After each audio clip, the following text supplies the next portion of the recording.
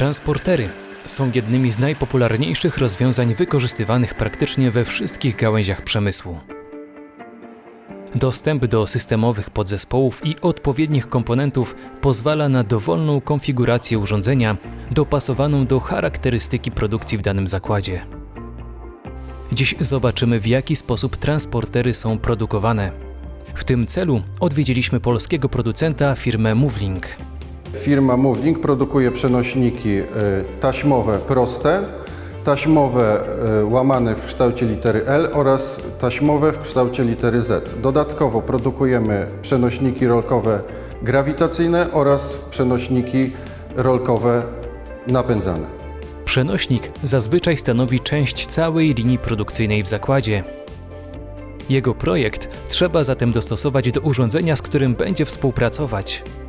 Inżynierowie muszą wziąć pod uwagę najważniejsze parametry. Istotnymi parametrami przy doborze przenośników są długość, szerokość, obciążenie, odległość pokonanej trasy oraz złożoność układów sterowania. Powstaje projekt całego urządzenia. Przygotowywane są także programy dla maszyn obróbczych, na których będą produkowane poszczególne komponenty, z których przenośnik będzie się składać. Przechodzimy zatem do działu produkcji. Zaczynamy od elementów, z których zbudowana zostanie konstrukcja urządzenia. Powstają one z profili aluminiowych, których obróbka odbywa się na specjalistycznej linii. Tutaj wykonywane są otwory, podcięcia i podfrezowania pod różnego rodzaju łączniki systemowe. Dalej w strefie cięcia profil docinany jest na założone długości. Na gotowe elementy operator nakleja etykiety w celu łatwego zidentyfikowania.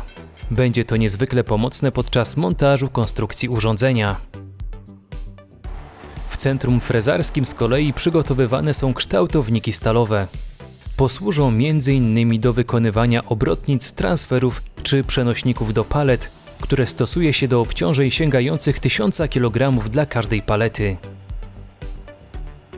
Tutaj z kolei widzimy, jak cięte są blachy podkładowe pod pas transportowy. Przejdźmy do maszyn obróbczych CNC.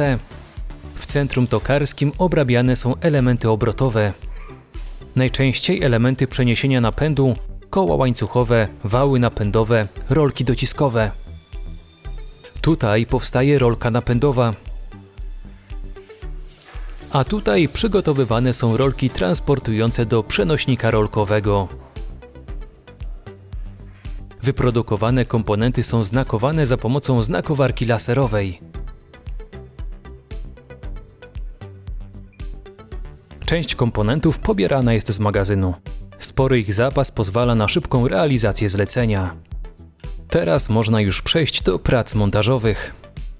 Najpierw z odpowiednio przygotowanych profili aluminiowych składany jest stelaż dolny transportera. Następnie zakładana jest taśma transportowa. Dokręcane są rolki napinające.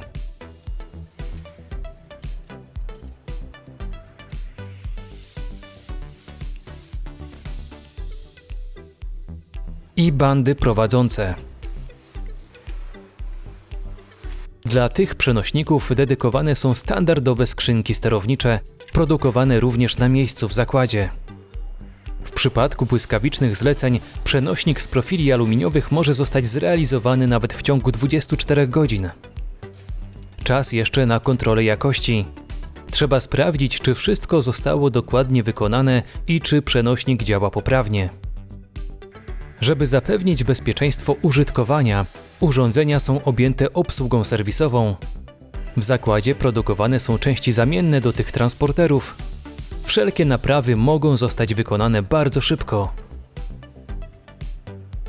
Movelink produkuje całe spektrum typów rolek transportowych dla służb utrzymania ruchu, producentów maszyn i firm świadczących usługi serwisowania maszyn dla zakładów przemysłowych.